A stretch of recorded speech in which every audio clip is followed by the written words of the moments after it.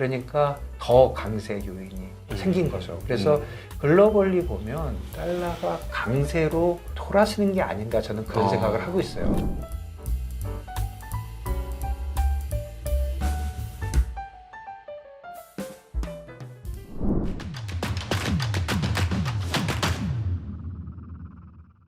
안녕하십니까. 증시각도TV 시청자 여러분, 투자자 여러분 반갑습니다. 여러분이 기다리시던 분이 이제 멀리 나가셨다가 드디어 돌아오셨고 오셨다는 소식 듣고 바로 모셨습니다. 우리 김준선 전 리만브러스 대표님 모셨습니다. 어서 오십시오. 안녕하세요. 네, 안녕하십니까. 이번에 좀 해외 좀 나갔다 오셨는데 환 느낌 어떠셨는지 좀 궁금합니다. 미국으로 따지면은 굉장히 약세였고 일본 가면 괜찮고 예, 워낙 그래도 일본 외에는 거의 대부분 좀 약세예요. 예, 미국 동무대죠. 뭐. 예, 그러니까요. 예, 미국 동무대인 것 같고 뭐 환율 달러원 우리 얘기하면 달러 쪽이 있고 원화 쪽이 있잖아요. 그냥 뭐 단순하게 그러면 달러 쪽을 보면 달러 뭐 동무대죠. 네. 동무되는 이유를 보면 기본적으로 환율을 좀 길게 보면 장기적으로 보면 뭐니 해도 그 나라의 경기가 좋고 이러면은 이자율이 높고 환율이 강세가 됩니다. 장기로 보면은 장기적으로 보면 중요한 거는 이자율과 경기다. 경기다. 경기가 좋으면 이자율도 높잖아요, 사실. 그렇죠.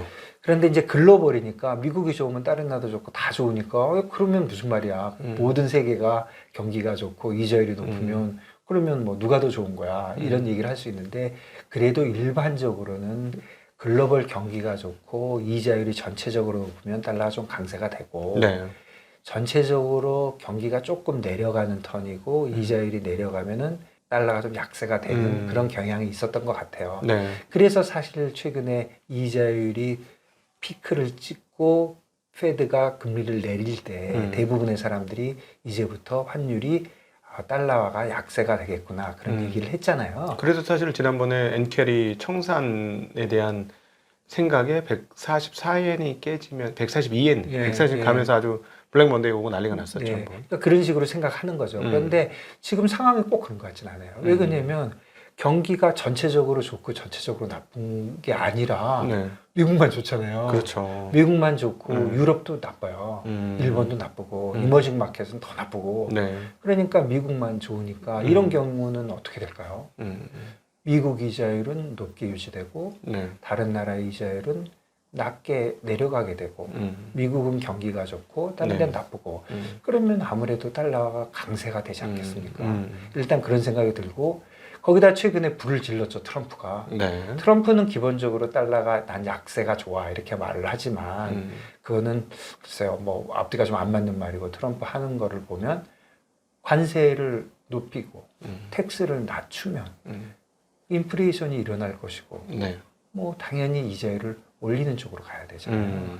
그러니까 더 강세 요인이 생긴 거죠. 그래서 글로벌리 보면 달러가 강세로 이렇게 돌아서는 게 아닌가 저는 그런 생각을 하고 있어요. 야, 106인데도 불구하고. 네, 뭐 레벨의 문제는 없는 거죠. 왜 그러냐면 전체적으로 달러가 약세가 될 거라는 거는 아까 말씀드린 그런 이유였거든요.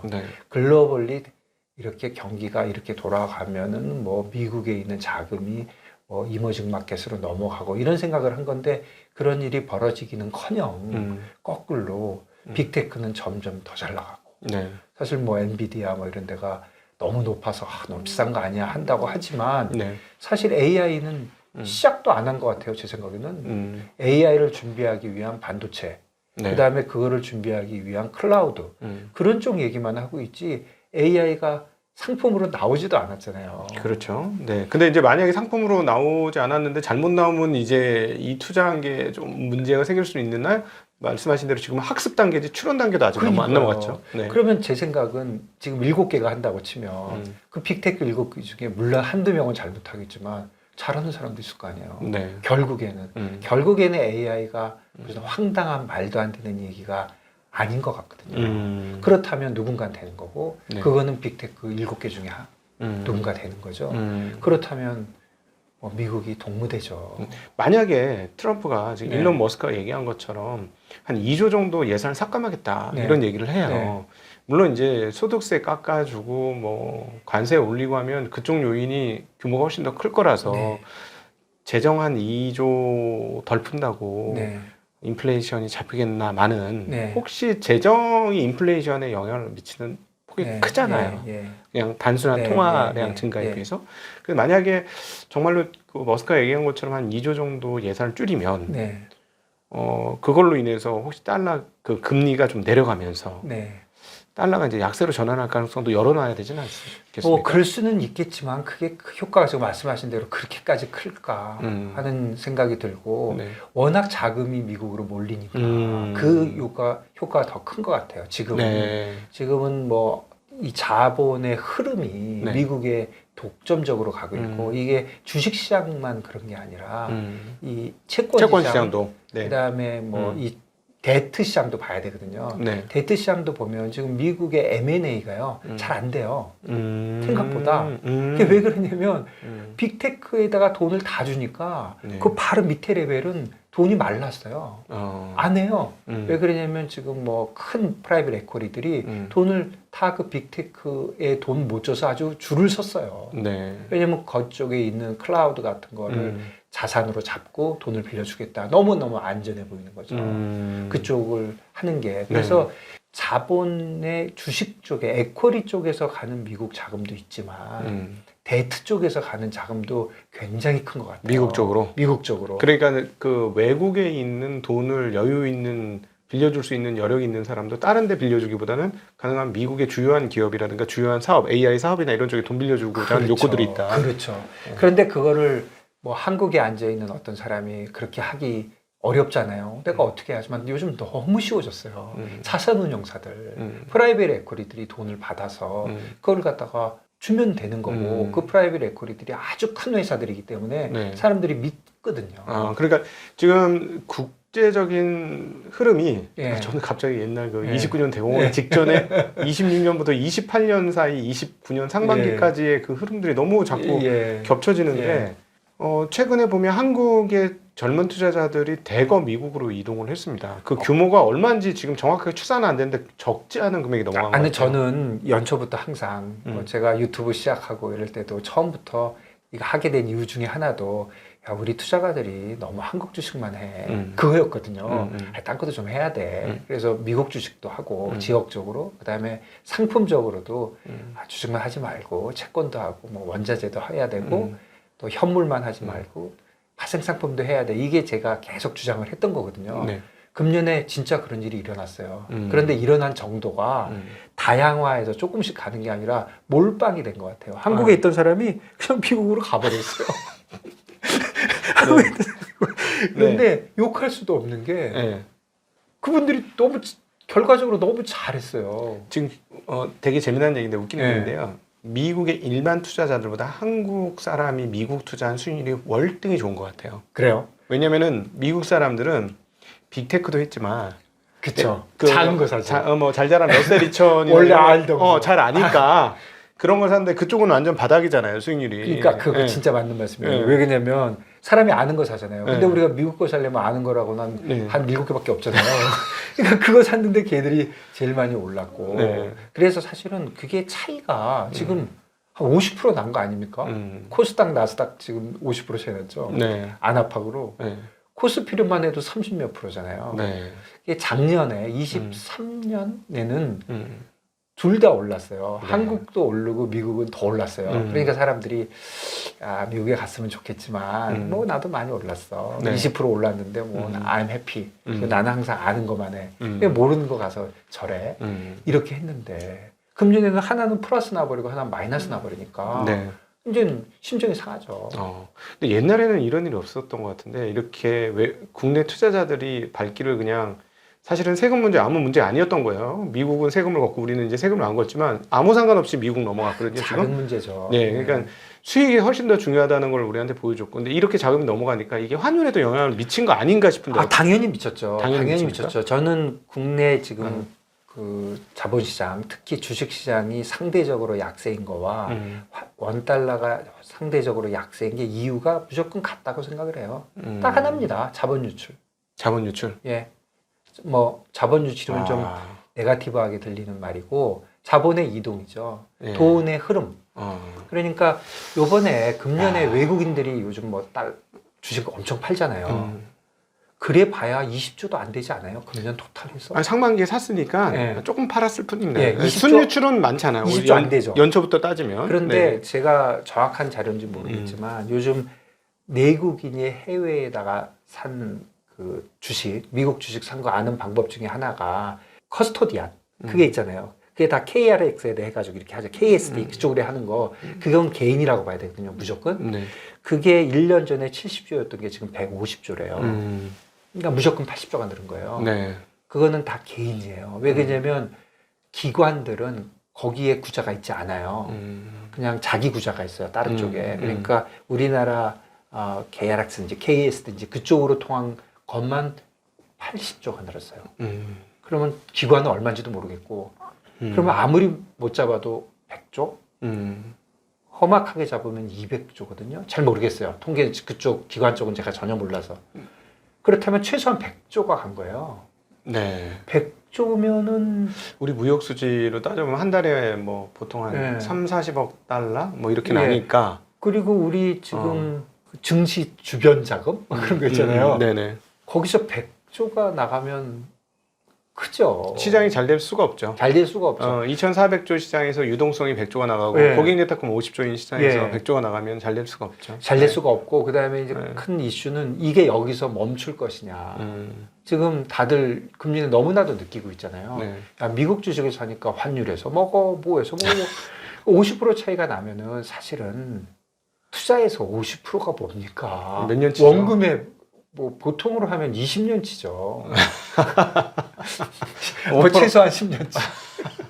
한 3, 4% 수익률로 우리가 네. 웃으면서 얘기하지만 지금 투자가 입장에서는 심각한 이슈거든요. 네. 그러니까 이미 나간 사람들도 그렇고 안 나갔던 사람들도 야, 이 나도 이제 나가야 되는 거 아니야? 엉덩이 들썩들썩합니다. 들썩한 거죠. 예, 예. 예전에 진짜 누가 악의적으로 이런 말을 했어요.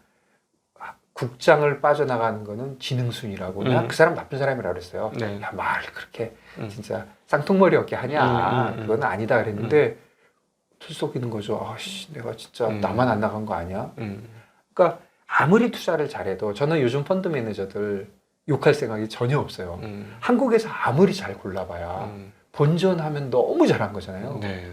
잘합니까? 시장이 전체적으로 빠져버리는데. 펀드 매니저 세계는 지금 거의 초토화된 게 왜냐하면 펀드 매니저들이 그 시장의 주요 종목들의 비중을 완전히 안 가지고 가기는 좀 어렵거든요. 당연하죠. 네. 당연하죠. 네. 그러니까 요즘 국내 펀드도 ETF가 오히려 더 많아지고 있죠. 근데 네. 아무래도 이제 그 펀드 매니저한테 맡겨봐야 별거 없다. 차라리 ETF를 하자. 네. 이렇게 가는 것이고 더 큰 이슈는 자꾸 해외로 가는 건데 이 해외로 가는 이 큰 흐름이 우리나라에만 있냐? 그건 아닌 것 같아요. 네. 그 일본도 그렇고 얼마 전에 일본 요즘 달러인이 위로 자꾸 올라가잖아요. 그 네. 이유, 가장 큰 이유가 일본에 있는 투자가들이 우리하고 똑같게 일본의 자본시장의 매력도를 느끼지를 못한대요. 거기는 우리나라보다 좋아요. 많이 올랐는데. 많이 올랐는데. 그래도 미국이 좋아 보인다는 거예요. 지금 뭐 한 3년간에 정말 3배 올랐는데. 그래도 매력도가 없다는 거예요. 왜 그러냐면 좋은 회사가 미국보다 없다는 거예요. 일본에. 네. 그러니까 장기적으로 옮겨야 된다. 그래서 그게 지금 일본 달러엔도 잘 안 내려오고 요즘 위에서 좀 버티고 있잖아요. 그 이유 중에 가장 큰 게 자본 이동이라거든요. 그리고 제가 처음에 말씀드렸지만 자본 이동은 지금 우리가 주식만 볼 게 아니거든요. 네. 지금 데트 쪽도 봐야 되는데 데트 쪽에 지금 저보다 잘 아시겠지만 그 빅테크들이 돈이 많이 필요하잖아요. 지금 그 돈을 지금 그 주식 쪽에서만 파이낸싱을 하는 게 아니라 지금 데트 쪽에서도 파이낸싱을 많이 해요. 근데 그 돈이 그쪽으로 가면서 그 돈이 요즘은 다 글로벌리 움직이니까 돈을 뭐 블랙락이 돈을 모으는데 미국 사람만 돈 내세요 이런 거 아니잖아요. 그러니까 돈이 그쪽으로 많이 들어가서 전체적으로 미국 시장에 이제 돈이 들어가는데 우리는 남들보다 좀 심하게 들어간다. 그 다음에 들어가는 게 미국의 상황만 가지고 들어가면 좋은데 우리 국내 상황이 좀 나쁘잖아요. 그래서 제가 지금 말씀드렸지만 한국 상황에 대해서는 단 한마디도 안 한 거예요. 아직도. 미국 상황만 가지고도 지금 부담스러운 상황이거든요. 그러니까 이게 모든 돈이 미국으로 가는 거를 지금 되돌리기는 어렵고 거기에다 트럼프가 뭐 불을 지른 거고, 물론 트럼프가 실제로 시작하면 지금 바짝 올랐으니까 조금은 내려올지 모르겠지만 지금 이 기조 자체가 뒤집어 놓는 데에는 뭔가 아니지 않냐. 네.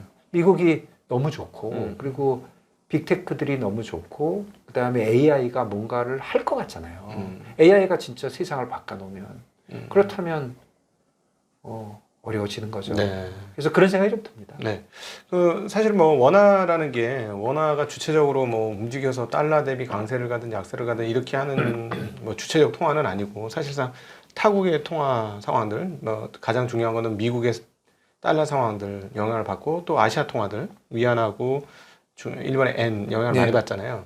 그래서 엔 상황에 대해서 한번 조금 여쭤봐야 될 것 같은데 지난번에 완전히 뭐 난리가 났었고 160엔에서 수직 하락하면서 20엔이 하락하면서 엄청난 손절매가 나왔고 얘기를 듣자면 몇몇 펀드들이 도산을 하고 뭐 그런 얘기도 들리는데 최근에 일본 국채 금리가 슬금슬금 많이 올랐습니다.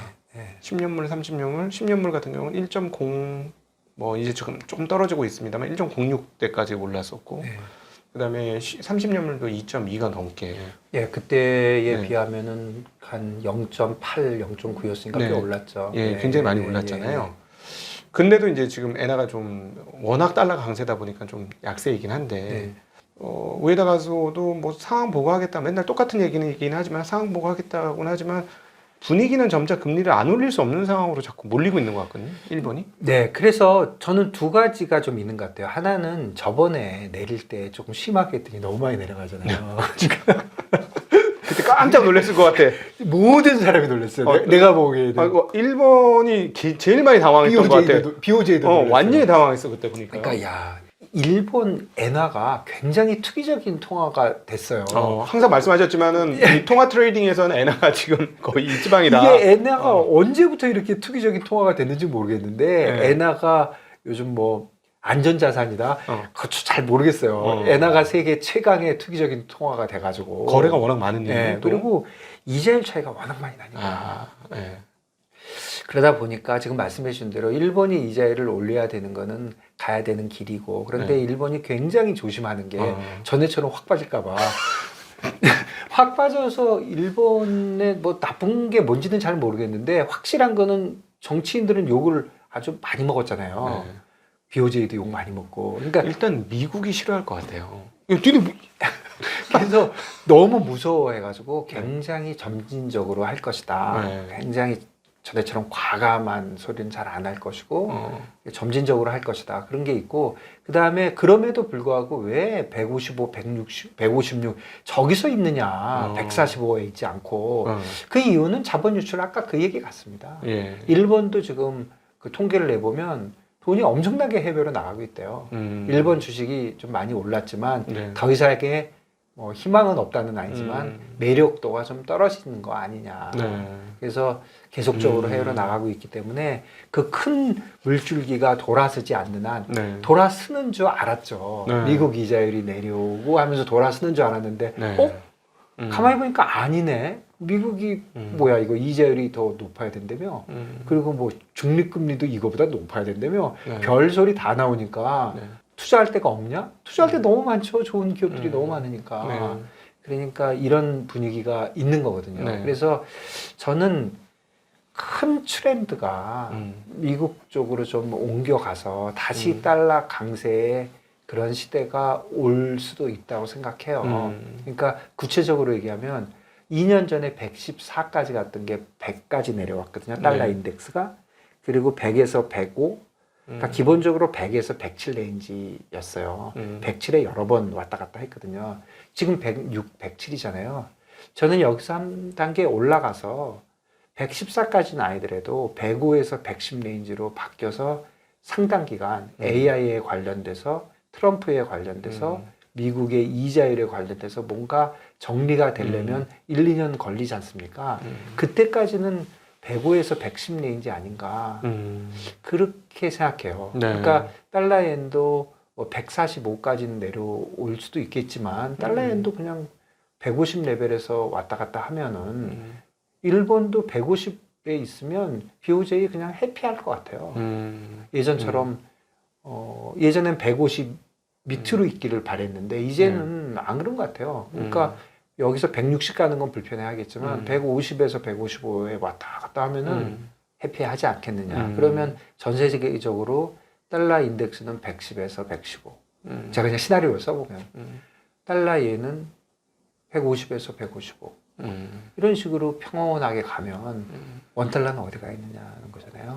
그렇죠. 그래서 그 네. 질문을 드리려고 했는데 사실 지금 원이 뭐 유로화 대비로나는 뭐 그냥 레인지에서 약간 약세 정도이고 타통화 대비 위안화 대비로도 레인지 대비 약간 약세인데 엔화 대비로는 강세잖아요. 네. 지금 900원이니까 100엔당 900원이니까. 네. 그래서 어떤 게 예측하는 사람들은 우리가 원칙적으로 주로 그 위안화도 영향을 많이 받지만 엔화 영향을 많이 받는다는 측면에서 보면 뭐 N1 1,000원은 가야 되는 거 아니냐. 그리고 가구평균 한 1,100원씩 했으니까. 그렇죠. 그러면은 쉽게 얘기해도 1,000원 간다고 하면 그러면은 우리나라가 지금 1,400원이 아니고 한 1,530원, 40원 이 정도 가야 된다는 얘기잖아요. 근데 이제 한국 사람들이 1,400원만 넘으면 약간 경기를 하는 게 있어요. 네. IMF 트라우마가 너무 네. 커가지고 네. 아직 젊은 친구들은 아예 알지도 못하는 얘기지만 이 어른들은 이게 너무 트라우마가 큰 거야. 좀 이상하죠. 1,400원. 1,400원 넘으면 뭐가 오나? 뭐가 오고 있나? 뭐 이런 걱정을 하다 보니까 근데 원칙적으로 한 1,550원 정도까지 올려놓는 게 맞지 않느냐 뭐 이렇게 생각하는 사람도 있거든요. 그래서 당연히 일리가 있는 얘기고요. 저는 기본적으로 엔화는 굉장히 특이적인 통화가 돼가지고 엔화가 지금 따로 움직이니까 N1을 가지고 어떤 레벨을 보는 게 조금 의미가 없지 않나 하는 그런 생각이 좀 들어요. N은 엔화대로 놀고 원화는 원화대로 노니까 그냥 결과물이니까 좀 그렇긴 하지만 기본적으로 엔화 대비는 우리가 강세라는 거는 뭐 정확한 지적이시고요. 그리고 제가 보기에는 그 1,400원에 대한 사람들의 심리도 1,400원인데 그러면 환율이 뭐 우리가 어찌 알겠습니까? 위로 아래로 뭐 무조건 반반이라고 보면 1,300원하고 1,500원 어느 게 더 편하세요? 1,300원이 더 편하잖아요. 우리는 이게 잘못된 그 앵커 효과가 있는 것 같아요. 이게 1,300원이 맞는 거지 이게 어디다 대고 1,500원 우리나라가 망하나 이러잖아요. 한 발 더 나가면 1,200원과 1,600원. 1,600원이면 우리나라 망했군. 이렇게 생각하는 거고 1,200원이면 조금 좀 세졌군 이렇게 생각하는데 사실은 반반이거든요. 사실은 반반이고 그리고 요즘 달러 파는 사람이 세상에 아무도 없어요. 딱 한 명 빼고 한국은행. 누가 달러를 팔겠습니까? 네. 지금 이 분위기에 수급적으로도 달러가 모자라고 투기적으로도 달러를 사고 싶은데 그러니까 내려오기만 하면 달러를 사니까 지금 한국은행이 지난 금요일인가요? 11월 15일 날 그날 제가 보기에 많이 팔았어요. 달러를? 네, 조금 파는 거 아니에요. 그때 위에 1,400원 이상에 있는 걸 밑으로 내렸잖아요. 그날 많이 팔았어요. 그날 아침에는 달러가 강했거든요. 물론 오후에 좀 내려와서 좋았지만 그때 물량적으로 뭐 잘 모르겠지만 상당한 금액을 팔았을 거예요. 그리고 좀 잠잠해 있는데 그동안 달러가 글로벌리 조금 약세가 됐잖아요. 그런데 우리 안 내려가는 거 보세요. 사실은 비율대로 내려가면 1,380원보다도 더 내려가야 돼요. 안 내려가잖아요. 1,390원에서 있다가 어저께 또 조금 이상하니까 다시 1,400원 되고 오늘 아침에 한국은행 또 팔았거든요. 제가 보기에는 안 팔고는 내려올 수가 없어요. 왜 그럴까요? 하나니 그 한원도 트라우마가 있는 걸까요? 왜냐하면은 예를 들자면 이게 외환이 너무 올라가면 우리가 위기가 커져 이러면 막아야 되겠고 너무 강세가 되면 수출이 어려워 그러니까 풀어야 되겠고 뭐 그건 이해가 되거든요. 뭐 당연히 그렇게 할 수도 있고 어느 정도 좀 중국도 변동환율제를 일부 하는 거니까 일부 그런 식으로 해서 좀 안정성을 가지고 가는 건 좋은데 어떻게 보면은 저도 이제 생각을 좀 바꿨는데 당연히 원화가 강세가 돼야 되는 거 아니야 했지만 주변 통화들이 그러지 못하니 우리도 당연히 뭐 1,500원 가야 될 수도 있는 건데 못 열어놓는 거잖아요. 한국은행 생각에는 일단은 원화가 약세가 돼서 사실 우리나라에 좋을 일은 없다고 생각하는 것 같고요. 그 생각은 맞아요. 맞아요? 맞죠. 뭐 원화 강세가 되면 약세가 되면 예전에 뭐 교과서에서 배운 대로 하면 수출이 좋아지는 거잖아요. 그리고 원화가 강세가 되면 물가가 좋아지는 거고 그럼 원화가 약세가 돼서 1,500원, 1,600원 가면 수출이 좋아져야 되는데 지금 그런 상황은 아니잖아요. 그 약세가 된다고 수출이 좋아지진 않잖아요. 음. 그리고 지금 원화가 계속 약세가 되면 지금 가장 큰 문제가 되는 거는 서로 말을 안 하고 있을 뿐이지 머릿속엔 다 알고 있잖아요. 자본 유출. 자본 유출이 가속화되죠. 아, 약세가 될수록. 아 이거 진짜 원화 안 되겠네. 계속 바꾸니까. 그러니까 어느 정도 막아주는 게 사실은 우리나라 경제에서는 맞는 거는 같은데 지금 말씀하신 대로 전체적인 트렌드가 문제고 그다음에 또 한국은행의 신뢰도 문제예요. 네. 예전에 4월 달에 1,400원 근처에 갔을 때는 한국은행에 그 맞든 틀리든 뭔가 있었어요. 야, 원달러 올라가는 건 나 싫어. 원달러를 많이 못 올라가게 내려놓고 환율만 안정되면 이자율을 낮춰서 경기를 부양할게. 네. 이런 코멘트가 분명히 있었어요. 네. 그런데 지금은 코멘트 자체가 좀 다르잖아요. 지금은 이자율이 원화 이자율을 더 내려서 이자율이 벌어지면 더 강세가 될지 원화가 더 약세가 될지 모르니까 나 한번 생각해 봐야 되겠어. 이런 얘기하고 이자율을 한번 내려놓고서 뭐 실질금리 내려가는 게 겁이 나가지고 뭐 은행에다 창구 지도를 하고 진짜 60년대식의 그런 행태를 하면서 지금 뭔가 한국은행이 도대체 원하는 게 뭐야 하는 정도의 생각을 우리가 이미 갖고 있잖아요. 그렇다면 강하게 팔지는 못할 거라고 보는 거죠. 지금도 오늘도 보면은 한 1,400원에서 어느 정도 막을 수 있는 거는 글로벌 달러가 약세이기 때문이에요. 글로벌 달러가 107을 넘어서 107.50이 되면 불과 1만 오르면 돼요. 1. 0.8%만 오르면. 그렇게 되면 원달러가 1,410원, 20원 올라갈 때는 이제는 안 먹힐 거예요. 저번 금요일 날은 한번 먹혔지만 이제는 금액적으로 한두 푼으로는 해결되지 않기 때문에 한국은행도 물러날 것이라고 생각이 되고요. 그래서 뭐 어떻게 돼야 된다가 중요한 건 아니잖아요. 어떻게 될 건가 하고 예측해보는 게 중요한데 그래서 1,400원에서 1,450원 레인지로 갈 것 같아요. 저는 달러엔은 여기서 별로 안 오르는데 우리만 약해지는 거죠. 지금 말씀 딱 그대로는 거예요. 원옌을 보면 이제 950원, 1,000원 쪽으로 가는 거고요.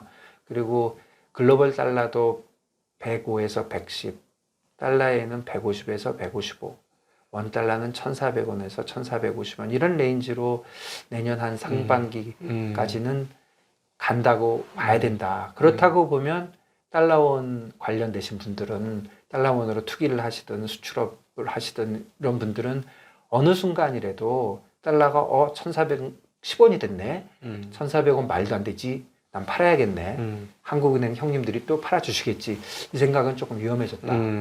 위험해졌다는 생각이 들고 오히려 1,390원, 1,380원 또 무슨 이유든 간에 1,360원 이런 식으로 간다면 필요한 달러들을 미리 사놓는 것이 맞는 것 같거든요. 네. 그래서 저는 조금 달러원도 글로벌 달러도 조금 여기서 아래쪽으로 안 가고 지금 굉장히 모든 것이 상단에 있잖아요. 네. 상단에 있으니까 내려가겠지 하는 생각을 많이 하는데 이게 상단에서 여기서 바닥을 다져가지고 그냥 이 시프트가 위로 되는 그런 시기가 아닌가. 하나도 이상하지 않은 게 몇 년 전에 비해서 달러가 강세가 되는 요인들이 너무 많아요. 네. 너무 많다면 움직이는 게 맞는 거죠. 그리고 가장 많이 변한 거는 뭐 달러의 글로벌한 움직임 이런 것도 있지만 국내의 자본 유출이 워낙 심각한 것 같거든요. 지금 워낙 많이 나가잖아요. 주식시장만 볼 게 아니라 우리가 모르는 개인들, 부자들의 해외로 돈 나가는 거 그것도 저는 상당하다고 생각해요. 네네. 네. 요즘 뭐 프라이빗 뱅킹 얘기있잖아요. 네. 프라이빗 뱅킹 하시는 분들이 요즘 부자들 만나면 무슨 얘기 하세요?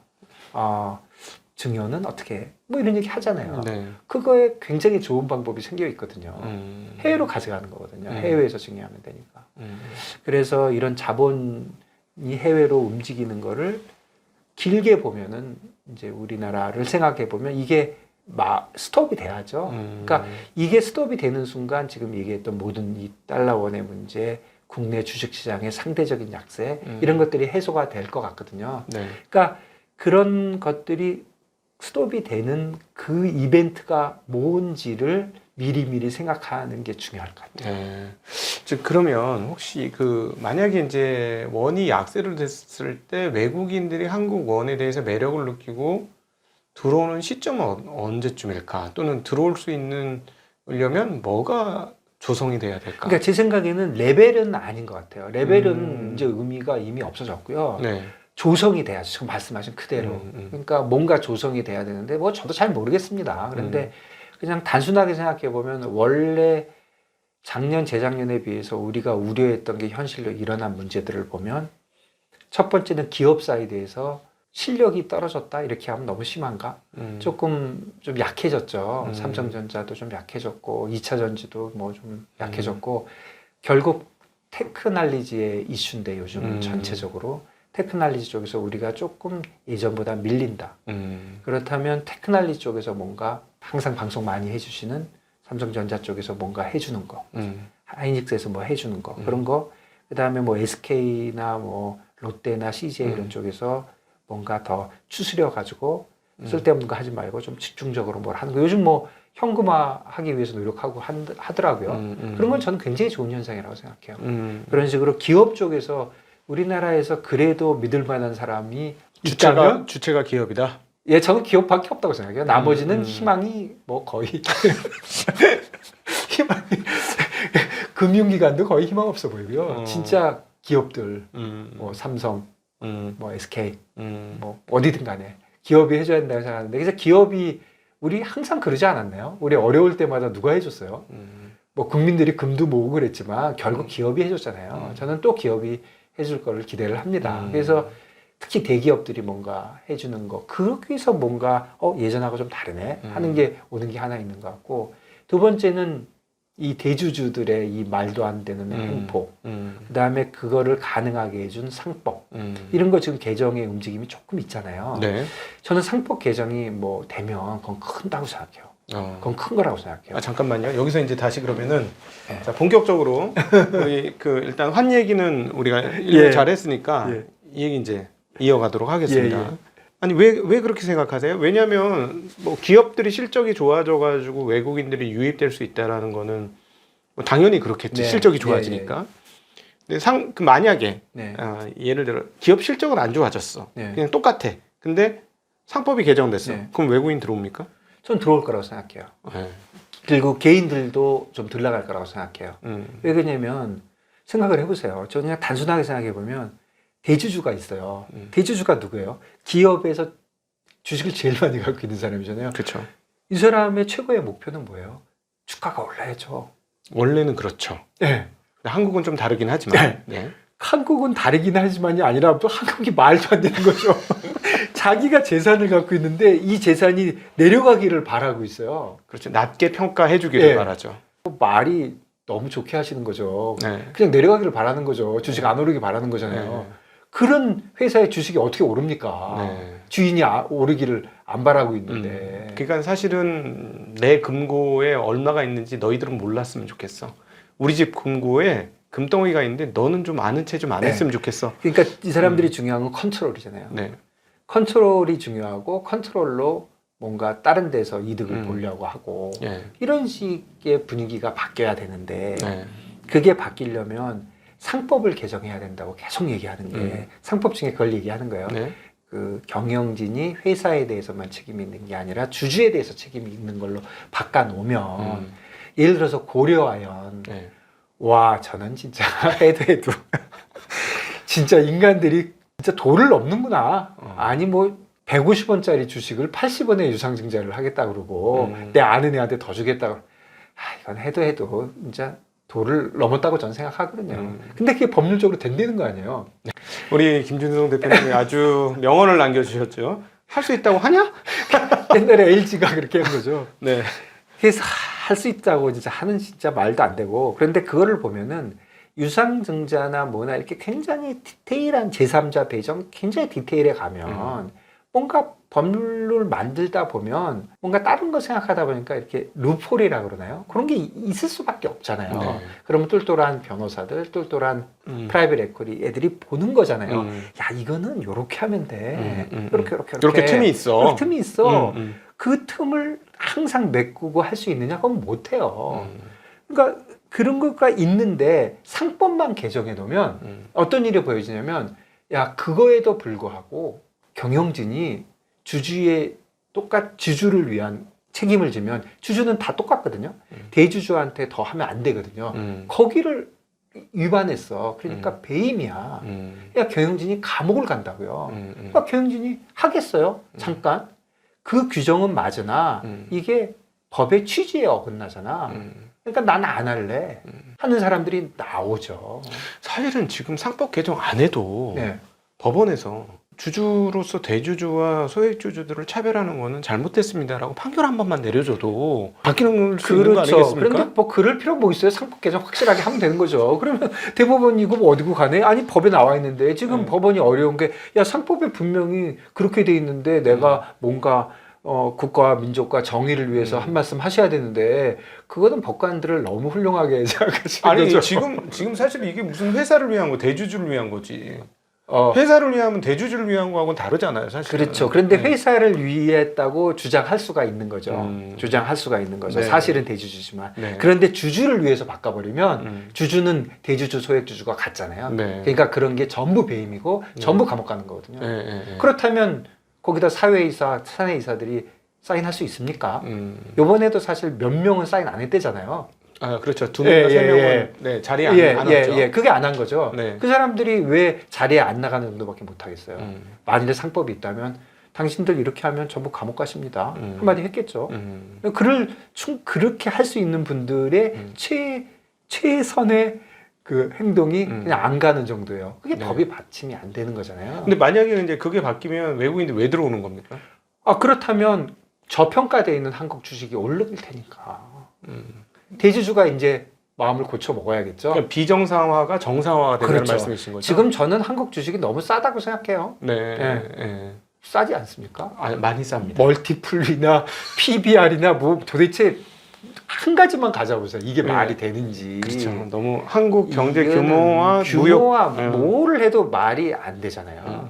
그런데 그렇다면 지금 프라이싱 틀렸냐? 틀린 건 아니죠. 지금 상황에서는 그렇죠. 왜냐하면 계속적으로 회사의 이익이 가지 않고 대주주의 이익이 가는 형태로 모든 일이 벌어질 테니까.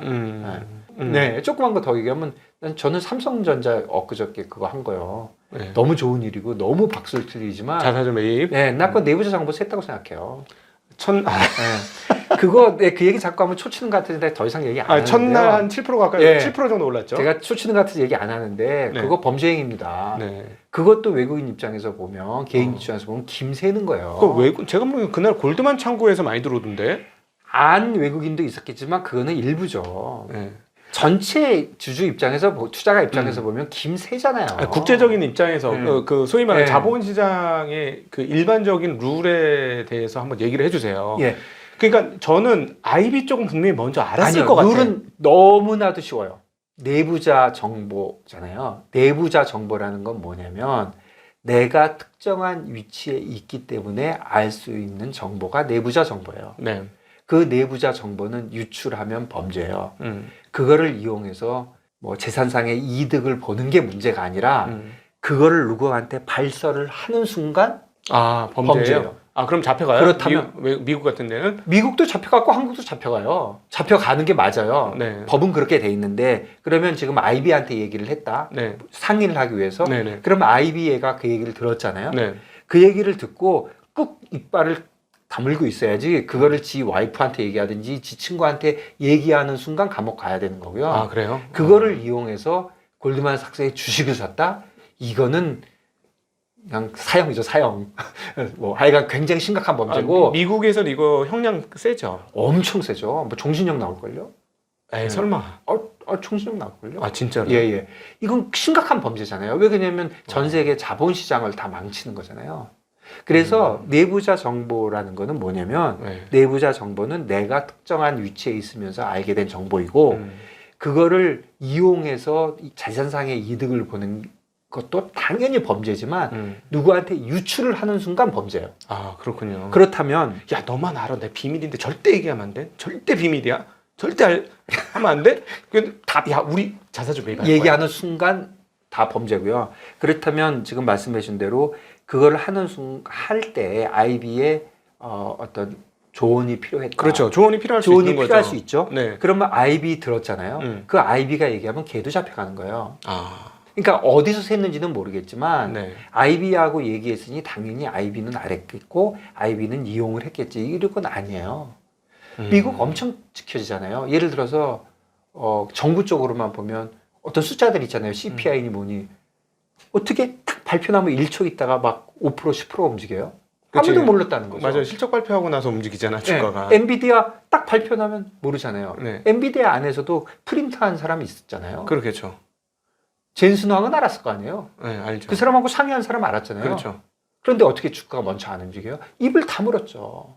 그게 의무잖아요. 자본시장에서 일을 하는 사람들의. 그러니까 우리는 이런 쪽에 도덕률이 바닥이네. 그러니까 진짜 이것도 길거리에 침 뱉는 거하고 비슷한 느낌이네. 코리아 디스카운트의 하나라고 저는 생각하고 네. 요번에 제가 미국의 큰 손이라면 그리고 제가 만일에 당연히 몰랐겠죠. 그리고 알아도 못 사죠. 미국 사면 안 사람들은 돼요. 무서우니까. 그것도 범죄예요. 자, 예를 들어서 내부자 정보를 유출을 했어요. 네. 근데 내가 알았어. 내가 외부자인데. 거꾸로 할게요. 네. 나쁜 사람 하세요. 네, 제가 네, 네, 괜찮은 네, 사람을 네, 하고 네. 제가 알게 됐어. 그 알게 내부자 됐어. 정보를. 내부자예요. 내부자이고 김 대표님 내가 진짜 알려드릴게요. 하고 알려줬어요. 내가 알았어요. 근데 평소에 보니까 진짜 같아. 그러면 알려준 순간 이미 감옥 가셔야 되고요. 저는 이제 범죄자고. 그다음에 나는 알았어요. 그러면 그걸 이용해서 내가 거래를 하잖아요. 그럼 나도 안 돼요. 내부자 정보라는 걸 알고 거래한 거잖아요. 그러니까 외부인도 안 돼요. 아, 그러면 외국인들은 가능하면 알아도 안 했겠네요. 저는 안 한 사람이 있었는지 잘 모르겠는데 그것도 범죄예요. 내부자 정보임을 알고 내 재산상의 이득을 취하면 내부자가 아니더라도 범죄예요. 그 삼성전자의 데이터를 보면 네. 며칠 전부터 기관은 계속 샀어요. 근데 그거는 뭐 그 삼성생명이라든가 삼성화재라든가 관련 회사들이 좀 많이 샀던 걸로 추정이 되고 기타 법인도 꽤 샀으니까. 그다음에 연기금 좀 샀고. 추측할 수는 있죠. 아 이거 이런 상황이 되고 뭐 담보 비율이 떨어지니까 아마 자사주 매입하지 않을까 하고 사는 거는 그거는 문제가 안 돼요. 근데 계속 팔던 외국인 같은 경우 그날 1279억을 순매수를 했어요. 그리고 그 다음 날부터 또 팔아. 그러니까 의심이 가잖아요. 그 의심이 안 갈 수가 없어요. 어떻게 7%가 움직였는데 그러면은 이건 내부자 정보가 어느 정도 유출이 된 거잖아요. 어디서 유출이 됐든 간에.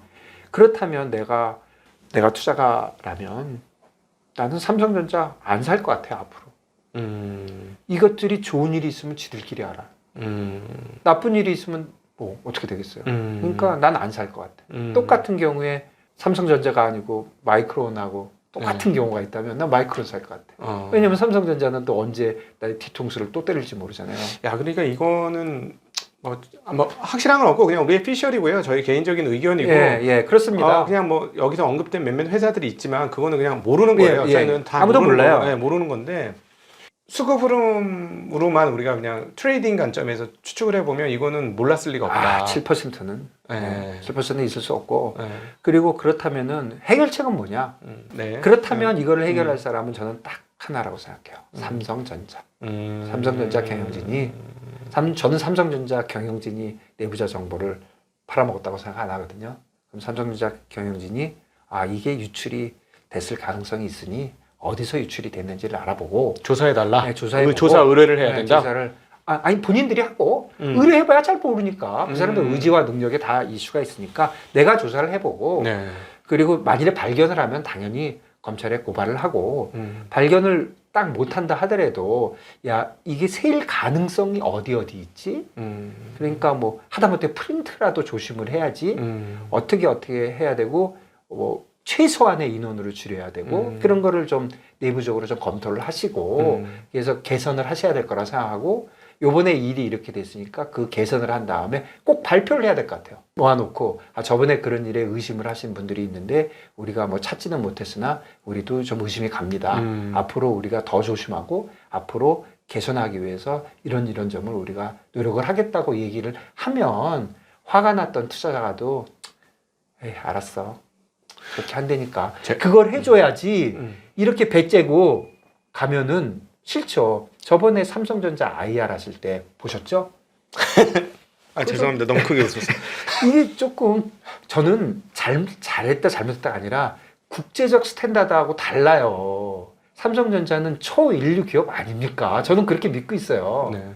우리나라가 자랑하는 초인류 기업이 IR을 차이가 나게 하잖아요. 애플이나 엔비디아하고 차이 나게 하잖아요. 아니면 하이닉스하고도 차이 많이 났어요. 그랬어요. 하이닉스하고 차이 그렇게 하시지 마시고 그냥 글로벌 스탠다드에 맞게 하시고 이런 것도 글로벌 스탠다드에서 벗어난 일을 벌어졌으니까 그거를 조사를 해서 발표를 해주고 저번에 그런 일이 있었으나 뭐 우리는 찾지 못했다. 뭐 어쨌든 뭐 우리는 최선을 다해서 이제까지도 잘했지만 앞으로도 더 잘하겠다. 질문하세요. 질문 받고 뭐 그런 거 아닙니까? 뭐 골드만삭스가 팔았대는데 어쩌고 하면 뭐 거기에 대해서도 해명을 하고 아니면 대놓고 의심이 간다고 하든지. 그러니까 아주 솔직하게 그렇게 하면은 투자가 입장에서는 에이, 한번 봐줄게. 앞으로 안 되니까. 맞아요. 네. 그런데 이거를 어영부영 덮고 가면 이 인간들 다음에 또 하겠지?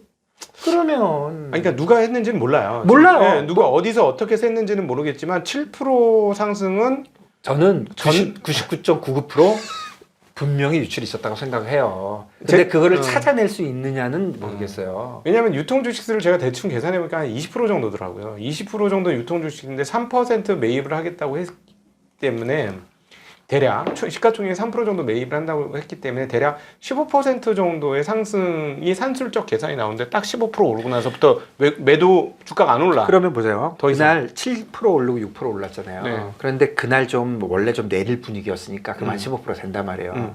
이게 제대로 돼가지고 발표가 진짜 탁 나면 그러면 한 방에 사람들 계산 얼마나 잘하는 줄 아세요? 이거 그 부장님 계산하는데 한 10분 걸리셨으면 딴 애들은 10초면 하고 AI는 0.1초예요. 그냥 순간에 시초가가 15% 위에 있었을 거예요. 네.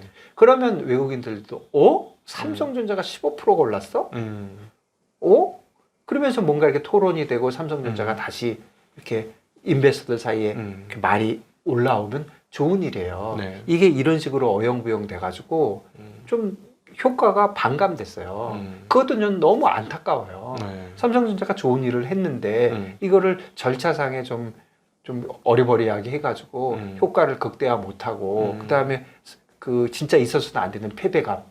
아이 거봐 해도 안 돼. 이런 패배감을 들게 하고 그게 아니라 경영진들이 예전에 잘못된 건 잘못된 거지만 내가 누굽니까? 제가 삼성입니다. 제가 한번 잘해보겠습니다.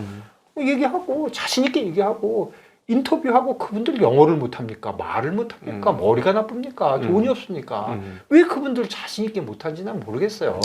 딱 나와서 하면은 다 박수 쳐요. 그런데 왜 이렇게 못하시는지 난 그걸 잘 모르겠어요. 그래서 저는 삼성전자가 해줘야 우리나라 기업이 하는 것이고 우리 지금 얘기한 이런 어려움들 국내 투자가들이 해외로 가고 이런 모든 어려움을 해결할 수 있는 유일한 주체는 진짜 저 개인적인 생각이에요. 각동이 TV하고도 관계없게 기업이에요. 누가 합니까? 투자가가 합니까? 기업이에요. 정부 못합니다. 검찰이 할 수도 있는 것도 아니고 금감은 못해요. 대주주하고 기업이 같은 건가 잘 모르겠지만 어쨌든 기업의 경영진이에요. 기업의 경영진들이 해줘야 된다고 생각하는데 조금 안타까운 일이 아니냐. 그래서 다시 처음으로 돌아가면 기업에서 뭔가 변화가 있어야만 지금 우리가 얘기하고 걱정하고 있는 모든 이런 자본 유출의 문제가 해결이 될 것이다. 네. 나머지 사람들이 떠드는 거는 단기적일 것이다. 그러니까 정말 안타까운 것 중에 하나가 정말 말도 안 되는 상상력을 지금 발휘하고 있는데 무슨 상상력이 발휘가 되냐면요. 지금 상속세를 내야 되는 대주주들이 지금 반대매매 당하게 됐으니 외국인들이 더 팔아서 반대매매를 일으켜가지고 그걸 뭐 예를 들어서 그 지분하고 플러스 알파를 사가지고 이 회사를 인수하고자 한다는 정말 이거는 말이 안 되거든요. 말이 안 돼. 왜냐하면 삼성생명, 삼성물산 가지고 있는 물량 합치면 이 대주주 거 빼고도 한 15% 되기 때문에 있을 수 없는 일이거든요. 그다음에 뭐 국민연금 뭐 이렇게 하면. 근데도 이런 말 자체가 돌았다는 것 자체가 너무 넌센스인 거예요. 상황이. 그럼요. 그리고 삼성전자가 어떤 회사입니까? 초인류 회사인데 이런 거를 진짜 그런 계산을 해봐야 되는지 모르겠고 좀 점잖게 삼성전자 말하면 무서워요. 우리 회사는 앞으로 이렇게 할 겁니다. 얘기하면 그렇죠. 우리 어떻게 해요? 믿죠? 그럼 박수 쳐주죠. 믿겠습니다. 이렇게 달지 누가 그거 딴지 걸겠어요. 그런데 형님답지 않게 하는 거죠 지금. 그러니까 우리나라가 지금 이쪽에 어떤 자본시장에서의 도덕성이라는 개념이 아직 형성이 안 된 것 같아요. 그게 코리아 디스카운트의 굉장히 큰 부분 중에 하나예요. 네. 저는 제 잘난 척은 아니고요. 아예 생각도 못하게 저도 에코리 쪽에서 일한 적이 있어요. 베어링 다닐 때. 네. 그때 제가 국내 한 보험사의 해외에서 대량으로 사는 그런 딜을 제가 담당을 하게 됐어요. 제가 딴 건 모르지만 정확하게 알고 있는 게 있었어요. 날짜. 어느 날 사는 날짜를 알고 있었어요. 금액. 왜냐면 그 오달 제가 내야 되거든요. 네네.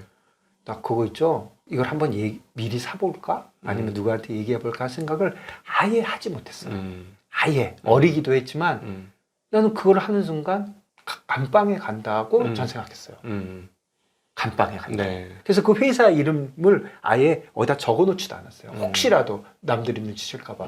그거는 제가 훌륭해서 그런 게 아니라 분위기가 그래요.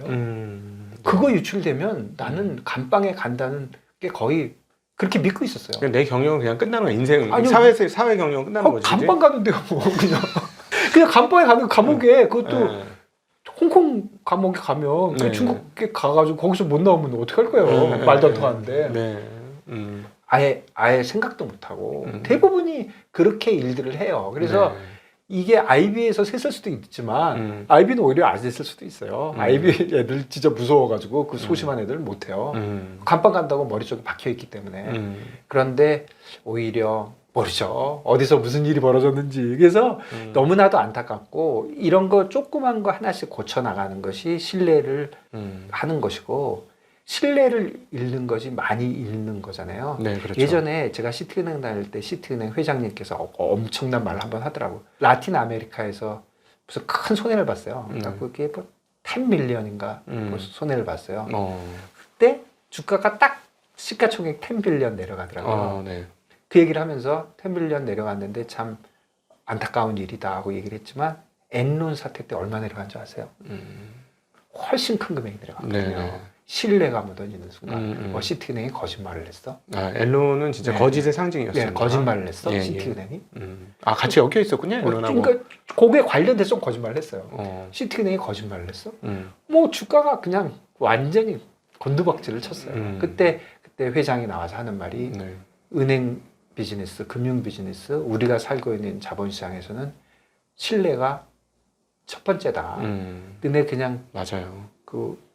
나와 있는 그 컴플라이언스 오피서들이 지키려는 거 그거 지키면 좋고 안 지키면 말고가 아니다. 안 지키면 끝이다. 네. 이렇게 얘기를 할 때 내가 어렸지만 그렇구나. 이제 엄청난 거구나. 네네. 이게 금융회사에서 일을 하는 사람들은 이런 걸 조심해야 이런 거를 내가 받는 월급에 포함되어 있는 거구나. 이런 걸 지키기 때문에 나한테 네. 월급을 주는구나. 이런 생각을 했어요. 기업에 다시는 분도 당연히 뭐 근로자 레벨이 아니고 경영진에 계신 분들은 아니면 특정한 일에 관련된 분들은 그게 본인들의 의무죠. 그걸 허투루 생각하는 거예요. 그래서 이번에 뭐 작은 일이지만 이런 일도 있었고 결국은 자본 유출을 우리나라에서 막고 다시 시장이 활성화되고 하려면 이런 작은 문제들부터 앞장서서 모두들 하나씩 고쳐가야 된다. 네. 남 젓가락질 서로 할 게 아니라 내가 고칠 수 있는 내가 고쳐가면은 뭐 지금 주식시장 너무 싼 거 아닙니까? 네, 저는 좀 싸다고 생각해요. 네. 그럴 때 저도 사진 않아요. 이게 뭐가 변해야 사지. 그러니까 그런 변화가 있을 때 이게 근본적인 게 변했구나. 이런 판단을 하는 게 좀 중요한데 거기에 대한 제 생각은 상법 개정은 큰 것이다. 이런 생각하고 있고요. 그다음에 기업들이 뭔가 원칙으로 back to the basic 하면 그건 큰 것이다. 저는 개인적으로 그렇게 생각했습니다. 네, 네. 오늘 뭐 지당하신 말씀을 많이 해주셨고요. 한국은 자본시장에 맡겨야 좀 활성화되지 않을까 하는 생각 저는 끊임없이 하고 있어요. 지금 사실은 성장 동력을 따져보면 굉장히 늙었다. 네. 엔진이 되게 늙어가고 있다. 네. 이런 생각이 드는데 이걸 키우려면 자본시장의 어떤 역동성? 자본이 가지는 역동성이 그럼요. 있지 않습니까? 그러면 금융과 실물이 왔다 갔다 하는 건데 이것도 지난 얘기지만 무슨 뭐 금투세 할 때 어떤 분이 그렇게 내릴 것 같으면 쇼 가세요. 뭐 그랬잖아요. 네. 진짜 자본시장이 이렇게 죽어버리면요. 네. 기업들이 돈을 어디서 구합니까? 은행에서 100개 구할 데가 없죠. 예. 빚으로 100개. 예. 네. 그렇게 갖고는 안 되죠. 그렇죠. 남들은 은행에서도 구하고 뭐 프라이빗 에쿼리 시장에서도 네. 구하고 주식으로도 하고 이렇게 다양하게 하는데 나는 은행 가서 줄 서서 네. 하면 다 검사받고. 그리고 은행이 그런 식으로 이것들이 방법이 나밖에 없네. 그러면 폼을 잡으실 거고 네. 그럼 관치금융이 될 거고 그러면 1950년, 40년으로 돌아가는 거거든요. 네네. 자본시장의 중요성이 그냥 내가 투자를 해서 롱 가면 먹고 쇼 가면 터지고 그렇게 인식을 하고 있는 정치가가 있으니 아이고 내가 이제 그러니까 자본시장의 발달이 돼야 뭐 우리도 먹고 살지만 금융에 있는 사람만 먹고 사는 게 아니잖아요. 그렇죠. 저는 네. 뭐 그렇게 생각합니다. 네네. 오늘 또 우리 이제 원로시죠. 우리 자본시장에서 이렇게 뼈가 굵으신 원로께서 저희들이 앞으로 어떻게 해야 좋아진다는 말씀을 해주신 것 같아서 너무 감사합니다. 이 원로라고 하니까 좀 갑자기 그렇지 않아요. 요즘 나이가 좀 먹어서. 근데 뭐 정신은 청년이십니다. 뭐 여전히 네. 마음도 정신도 항상 청년이신데 이렇게 좀 뜨거운 마음을 담아서 자본시장이 좀 잘 되기를 바라고 구체적으로 하나의 사안에서 우리가 어떻게 대응해야 되는지에 대해서 우리 삼성전자를 예로 한번 얘기를 해보았습니다. 여러분들 많이 공감하실 것 같고 공감하시는 분은 댓글로 여러분들의 의견 많이 남겨주시면 감사하겠습니다. 오늘 귀한 시간 만들어주신 김진성 전 리만 브라더스 한국 대표님 감사드리고 함께 시청해주신 모든 분들께도 감사드립니다. 인사드립니다. 고맙습니다. 감사합니다.